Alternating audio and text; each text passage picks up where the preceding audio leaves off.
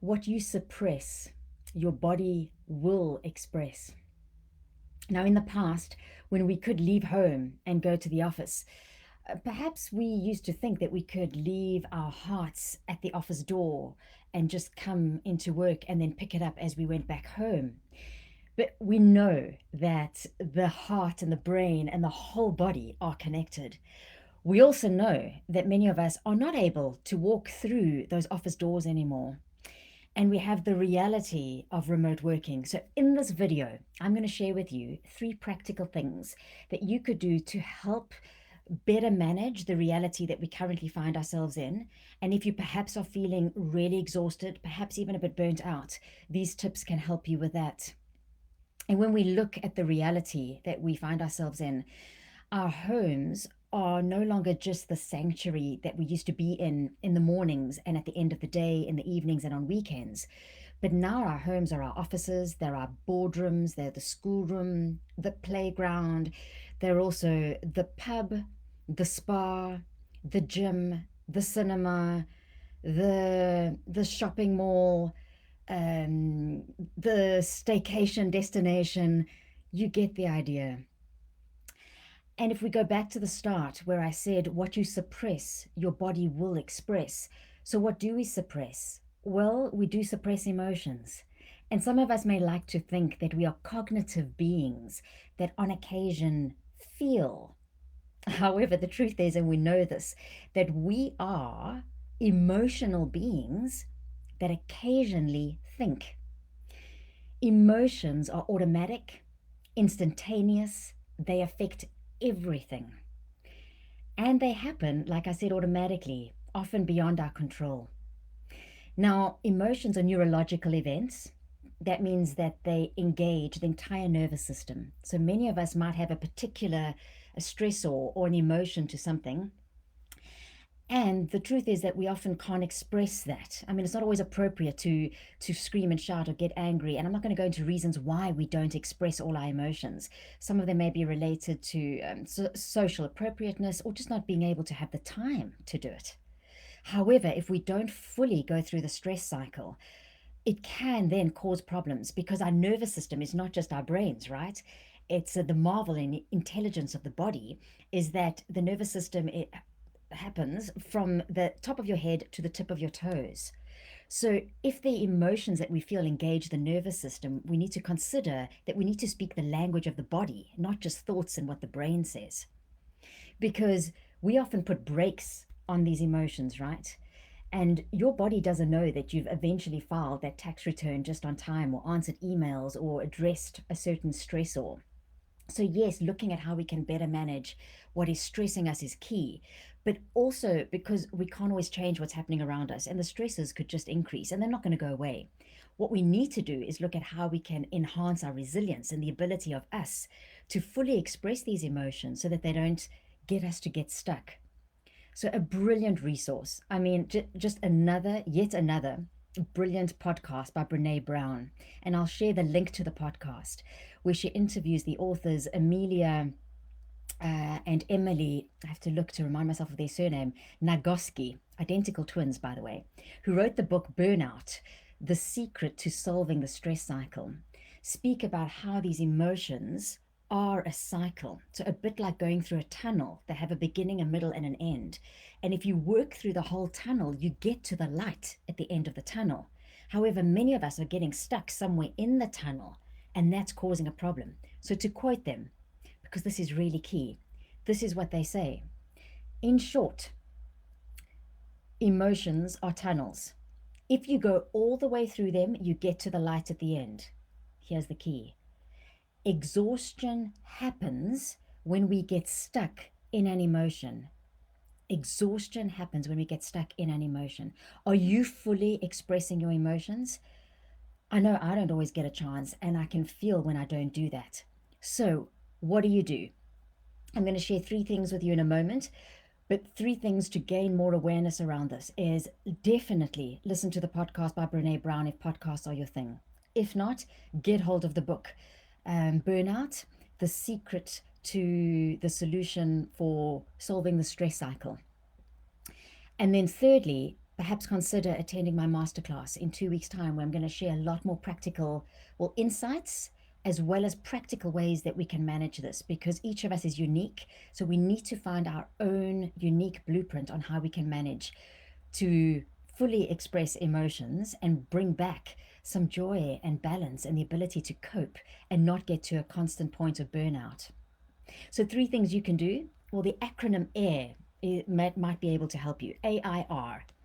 A is for awareness. The fact that you're watching this, listening to me, is meaning that you're bringing awareness to this topic. So I celebrate you for doing that. Stay informed, learn more. Don't think this can't happen to you. We need to be able to identify the telltale signs of burnout and exhaustion within ourselves so that we can then potentially notice it in others. Are absolutely key, because the effects, if we don't, are debilitating. As I mentioned, emotions and burnout affect every single system inside our bodies, emotionally, physically, mentally, and even spiritually.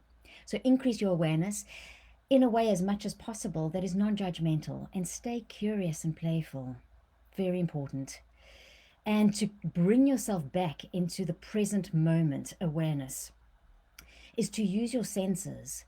So right now, perhaps become aware of what you can see besides just me, or maybe you're multitasking, not just watching me, but watching other things.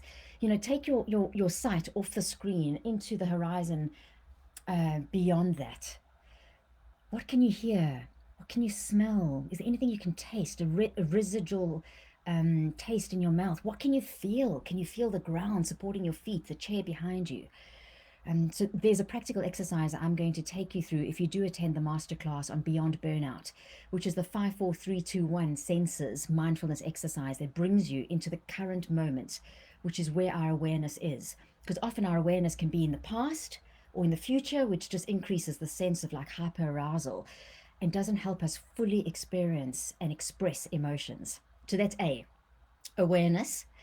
And then I is inspiration, which literally is inspire. Breathe in. Why don't you do that right now with me? Is take a deep breath in. Maybe you notice that you weren't, wow, that actually, when I present, I know that I can tend to take more shallow breaths, and that deep breath made me feel a little lightheaded. Many of us are not breathing effectively. We need air. We need this inspiration to help our body physiologically also relax, but also stay present and use oxygen to help support the brain and all the reactions that are happening. And then also inspire. When was the last time you felt inspired? There's a beautiful TED talk by Ingrid Fettel. I'm not sure if that's her surname. Ingrid Fettel Lee, that's right. Which is titled Where Joy Hides and How to Find It. I'll share the link below as well. It's a brilliant TED talk that I've watched about 5 times, because nature hides in joy hides in plain sight, and one of the places is in nature. So bring back a sense of inspiration. Once again, in the masterclass, I'm going to take you through many ideas that work for me, but I'm going to help you leave with your own blueprint. What is inspirational to you? Because if you're not inspiring yourself, you potentially could be making it faster and accelerating towards burnout and fatigue. And then R is for release. Release is around how do we release these pent-up emotions. 2 things. I mean, there's many more than just 2, but if I give you too much in this video, firstly, you might feel that that I've completely scratched your itch, and then you'll go away and think that you're fully equipped. And I'd like you to come back and stay informed, because this is a lifelong journey for all of us. Well-being is not a destination. It's not like the pot of gold at the end of the rainbow. It is the rainbow. It's a constant way of being. So releasing emotions, how do you do that? Of course, talking them out helps, but using the body helps too. So just move, exercise. Any movement is good. It's a non-negotiable. It has to be a non-negotiable. The more you sit behind screens, the more you need to be moving your body.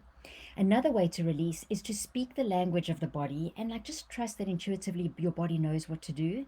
What I've been doing to help facilitate that is 15-minute release sessions in my bed in the morning by listening to Healing Hub. So Nikki Owen has founded the Healing Hub. I've been using it for several months now. It's brilliant. And if you go through it, you'll see there's a demonstration video by Nikki where she explains not just the hypno meditations, but also the releasing that you do literally while you're lying in bed. I mean, you don't have to do anything else. You might feel a bit self conscious, but you soon get over that when you feel the benefits. Sometimes I don't know what I'm releasing. It doesn't matter. The body knows. The body keeps the score. The body remembers. So give your body a chance to release this pent up emotion. I hope this acronym helps you, AIR. I hope you listen to the podcast by Brene Brown, or perhaps read or listen to the book that I mentioned. And please, if you want more practical ideas, or you're curious about this, or maybe you care about somebody, a colleague, a friend, a loved one who might be really pushing themselves and super exhausted, my masterclass, which I'll share the link with below, is there to help you. You're not alone. We're in this together. You're doing great. We're doing great. I need to constantly remind myself too that we're doing the best we can with where we are and what we have. All right. Remember, a healthy person has 1,000 wishes. A sick or a burnt out person has one. May you have 1,000 wishes. And if you don't, may I help you. Let me know how I can continue to support you to stay in that place of inspiration and joy and balance and feeling like you can cope. Sante.